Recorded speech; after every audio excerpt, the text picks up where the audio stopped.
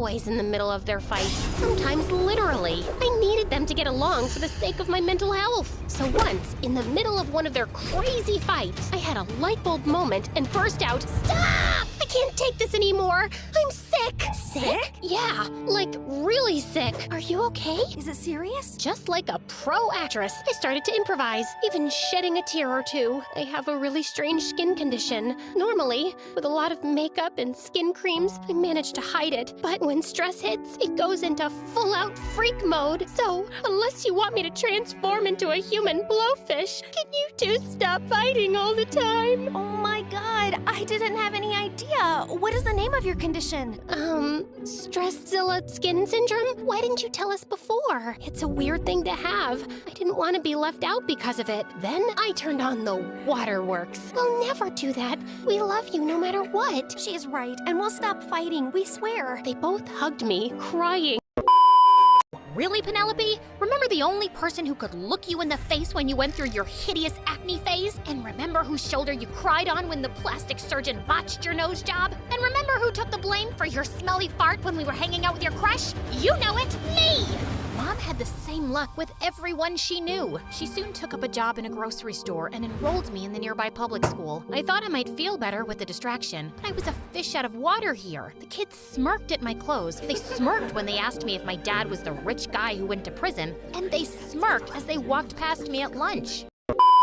You demonstrate it, Lily. Lily hesitated, then stood up in the middle of the cafeteria. She began to do a bizarre dance that looked like a mix between the chicken dance and the Macarena. Everyone in the cafeteria stopped to watch, and laughter erupted as Lily flailed her arms wildly. Realizing she'd made a fool of herself, Lily stopped dancing and glared at me. Well, I hope you're happy. You just made me look ridiculous in front of the entire school. Actually, you did that all by yourself, Lily, but don't worry, your dance moves were definitely memorable. Suddenly, Lily attacked me, and I wasn't taking it. We fought like wildcats till Steve and some other boys pulled us apart. I'm coming back for you, you lizard. You're gonna regret this. A cheesy romance movie while snuggling on the couch. Right on time, Veta came out of nowhere and inserted herself into our lives again. No, literally, she came and sat between us on the couch, holding a dead potted plant. You let our plant die? The plant that symbolizes our bond as brother and sister? I've never even seen that plant before. Vecta, what do you want? A plant that's alive? But I guess that ship has sailed. Do you know what next week is? Christopher? Christopher? Now, why did that name sound so familiar? Before I could remember anything, Chris let out a loud sigh. I told you not to call me by that name. Whatever. I went flying forward with my food tray and fell flat on my face. As I got up, feeling hideously embarrassed, I suddenly noticed it. 2 of my nails were chipped. My perfect nails. Not so perfect anymore. Who is the idiotic pea-brained buffoon who crashed into me? Oh, come on, we were just playing ball. In the cafeteria? Did the football field catch fire? Did an earthquake split it open? Did a tsunami wash it away? Hey, calm down, weirdo. What's the matter with you? You want to know what's the matter with me? I had a perfect life. I had the perfect parents, and the perfect friends, and the perfect house, and the perfect boyfriend. And if my name wasn't Olivia, it would have been perfection. But then it all started blowing up the day I tripped on a sunflower and broke my lavender shoe. Now I'm here in this stupid school, looking like some hobo with chipped nails. I jumped onto that boy and started pulling his hair and pinching his nose and twisting his ears. It took several people to get me off of him. And then I started crying uncontrollably. I could barely breathe. I think she's having a panic attack.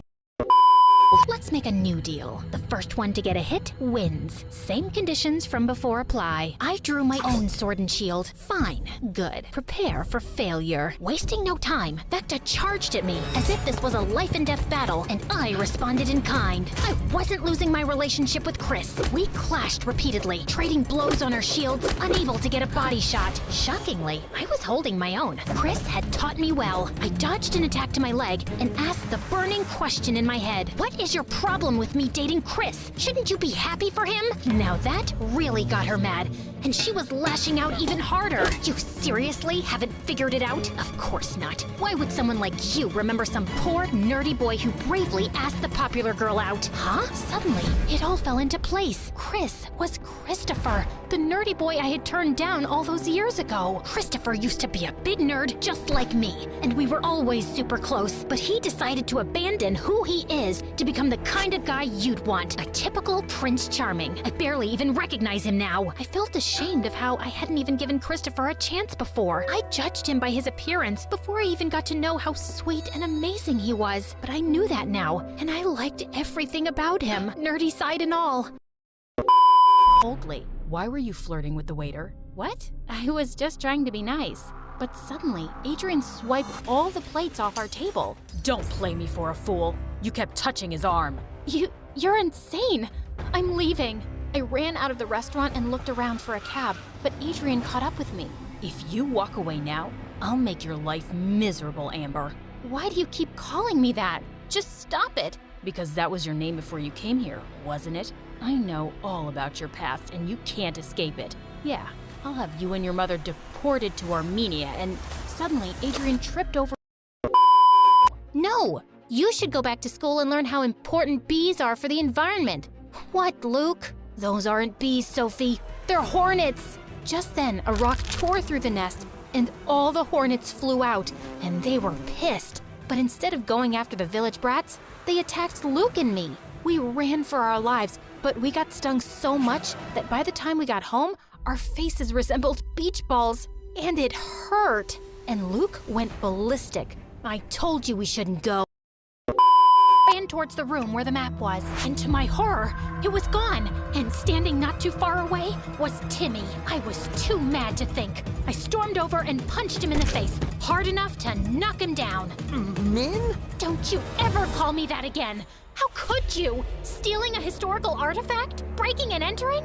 Using me to get close to it? I didn't steal it. Mindy, listen, No, you listen. I was wrong to trust you. I don't know why I ever did. It's not like we were ever really friends. But I thought you at least understood me, that you loved history as much as me and would never do something like this. I couldn't stop my tears from falling from my face. Mindy, I didn't steal it. Down the streets of New York at night in the pouring rain with a mob of angry girls chasing me? I'll tell you when I catch my breath. Embarrass myself now with this song I wrote for you. He started singing, and I couldn't stop laughing. He was ridiculous. Just then, the mic suddenly died, and everyone heard David saying, What a loser. There was a pin drop silence as everyone turned to him, and Eric was furious. I realized I'd been holding my breath. But minutes later, I heard loud voices down the hallway, and I ran to see Adrian smashing Derek against the lockers and beating him up. It took 4 teachers to pull Adrian away as he screamed like a maniac. You want everything I have, don't you? You always have, you little worm. Do you think I'd let you be happy? I'll ruin your life, Derek. You'll regret the day you ever crossed me. Staring at Google Maps, I literally bumped into a boy. Wow! Huh? He was super cute, around my age, with a bunch of spilled food boxes on the ground with noodles and soup streaming out. Ugh, are you blind? Excuse me? First, you spilled that all over me. Second, do you have any idea how much these jeans cost? Apologize to me right now. Apologize? Really? We ran through an underground passageway, climbed up another ladder and out of a gutter hole and onto a main street several blocks away. Liam dashed towards a car and we jumped in, but just as we were driving off, several police cars came to a stop in front of us. Wow, we managed to escape for all of 2 minutes. Okay, Mr. Finch, Liam, whatever. If I never see you again, I just want to say that you're the most beautiful… Suddenly, Liam hit the pedal hard and started driving in reverse like a maniac. Oh my God, what are you doing? I'm too young to die. I've spent all my life behind computer screens. I haven't seen the world. I've never even been on a beach. You know what? I'll go to jail.